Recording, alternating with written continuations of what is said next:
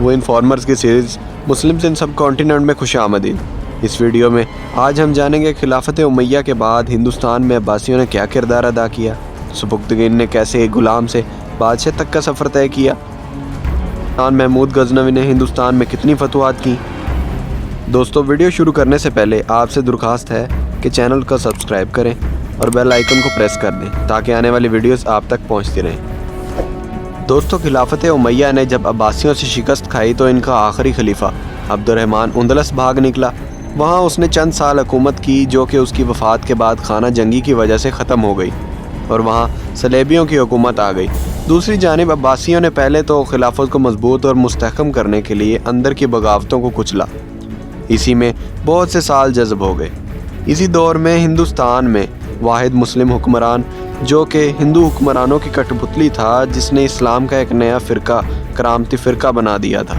اس دور میں تو عباسیوں نے ہندوستان کی طرف آنکھ اٹھا کر بھی نہیں دیکھا، مگر جب عباسی خلیفہ القادر باللہ عباسی کا اقتدار آیا تو اس دور میں افغانستان سے ایک طاقت اٹھی جس نے ہندوستان میں اسلامی پرچم لہرانا مقصود سمجھا، اور وہ تھے سلطان سبکتگین۔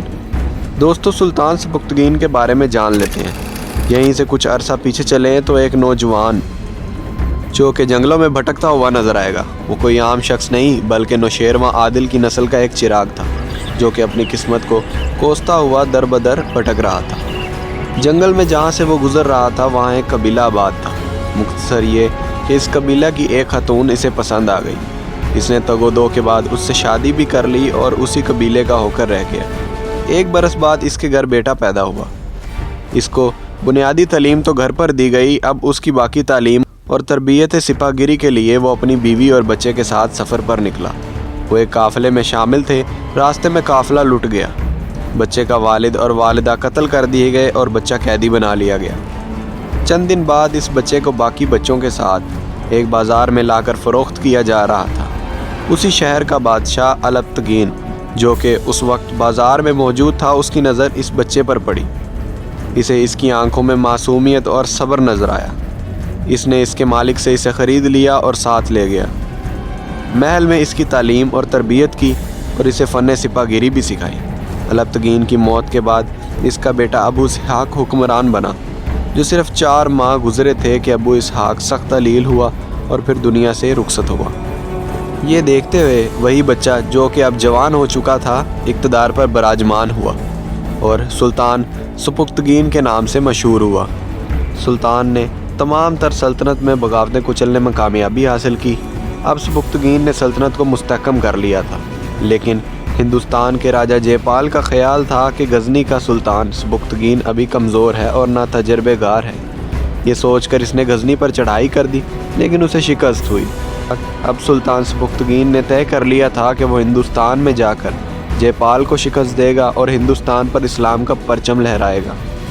اسی عزم کو لے کر وہ ہندوستان میں داخل ہوا۔ راجہ جے پال کو اس کی خبر ہوئی تو اس نے بہت زبردست فوج تیار کی اور آس پاس کی ریاستوں سے بھی مدد مانگی۔ اس کی فوج میں ایک مسلم جرنیل دارا بھی تھا جو کہ بہت بہادر اور قابل تھا۔ وہ سلطان کی چالیں اور تدابیر کو اچھے سے سمجھتا تھا، اسی کے مطابق اس نے تیاری کی، اور جب دونوں فوجیں مد مقابل آئیں تو دارا کی چالوں نے سلطان کو مشکل میں ڈال دیا۔ اس نے سلطان کے اطراف سے حملہ کیا۔ سلطان اس کے گھیرے میں آ گیا۔ اب سلطان پریشان ہو گیا کہ اب کیا کرے۔ جنگ جاری تھی کہ کچھ دیر بعد گھوڑے پر بیٹھا ایک نوجوان نمودار ہوا اور سلطان کے سامنے آ کر تلوار پھینک دی۔ سلطان حیرت سے دیکھتا رہا۔ وہ نوجوان اور کوئی نہیں بلکہ دارا تھا۔ دارا نے کہا کہ میں مزید اپنے مسلم بھائیوں کا قتل عام نہیں کر سکتا۔ سلطان نے اسے گلے سے لگا لیا۔ دارا کے چلے جانے سے جے پال کو بہت زیادہ نقصان ہوا، جو کہ بعد میں جنگ ہارنے کا باعث بنا۔ اس جنگ کو جیتنے کے بعد سلطان نے پشاور اور نیشاپور اور اس کے گردنواں پر قبضہ کر لیا اور یہاں پر اپنے بیٹے محمود غزنوی کو گورنر بنا کر دارا اور اپنی فوج کو ساتھ لے کر غزنی کوچ کر گیا، اور اسی طرح جنگیں لڑتے لڑتے اور اسلام کا پرچم لہرانے میں اپنی زندگی وقف کر دی۔ پھر ایک دن سلطان محمود غزنوی کے پاس خبر پہنچی کہ اس کے والد بستر مرگ پر ہیں۔ یہ سنتے ہی محمود غزنوی غزنی کی طرف روانہ ہوا۔ محمود ابھی راستے میں تھا کہ اس کو معلوم ہوا کہ سلطان سبکتگین کی روح پرواز کر چکی ہے۔ اسی کے ساتھ ایک اور خبر بھی تھی वो ये کہ محمود غزنوی کے سوتیلے بھائی اسماعیل نے تخت پر قبضہ کر کے اپنی حکومت کا اعلان کر دیا ہے۔ یہ سنتے ہی محمود نے ایک بہترین لشکر تیار کیا اور اسماعیل سے لڑنے کے لیے تیار ہو گیا۔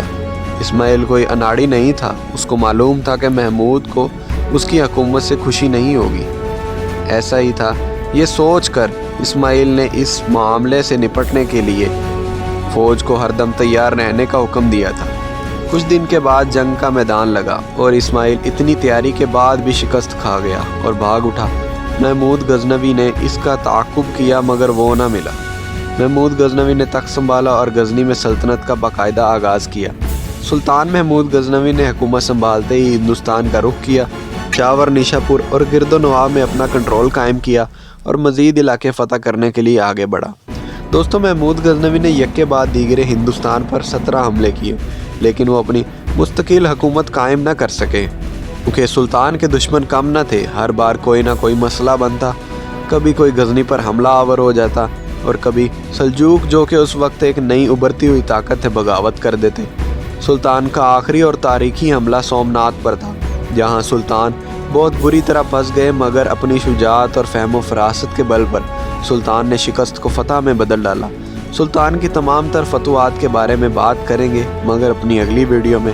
تب تک کے لیے اللہ حافظ۔